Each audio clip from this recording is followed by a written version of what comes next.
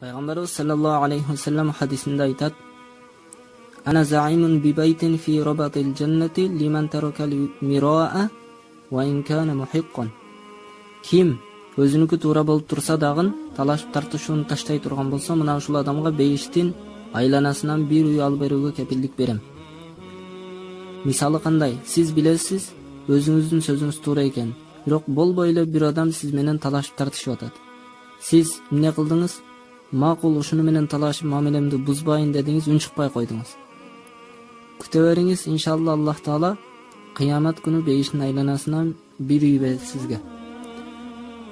Hadisин уландысында келет: "Ва би байтин фи васатил джаннати лиман таракал кадиба ва ин кана мазихан."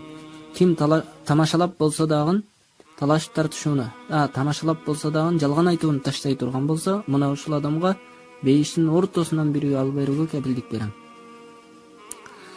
Демек, бейиштин ортосу менен башка жердин айырмасы бар. Шаардагы үйлөр менен айылдагы үйлөрдүн баасы башка. Шаардагы үй кымбат, айылдагы арзан. Ошол сыяктуу бейиштин ортосундагы кымбат болот башка жерлерине караганда. Hadiste кандай болду? Бейиштин ортосунан үй берилет кимге? Тамашалап болсо дагы жалган айтпаса. Пайгамбарыбыз да тамашалаган, бирок пайгамбарыбыздын оозунан чындык гана чыккан. Күндөрдүн биринде bir аял келип пайгамбарыбыздан сурайт: "Я Аллахтын элчиси, мен бейишке киремби?" дегенде, "Кампирлер бейишке кирбейт" дейт.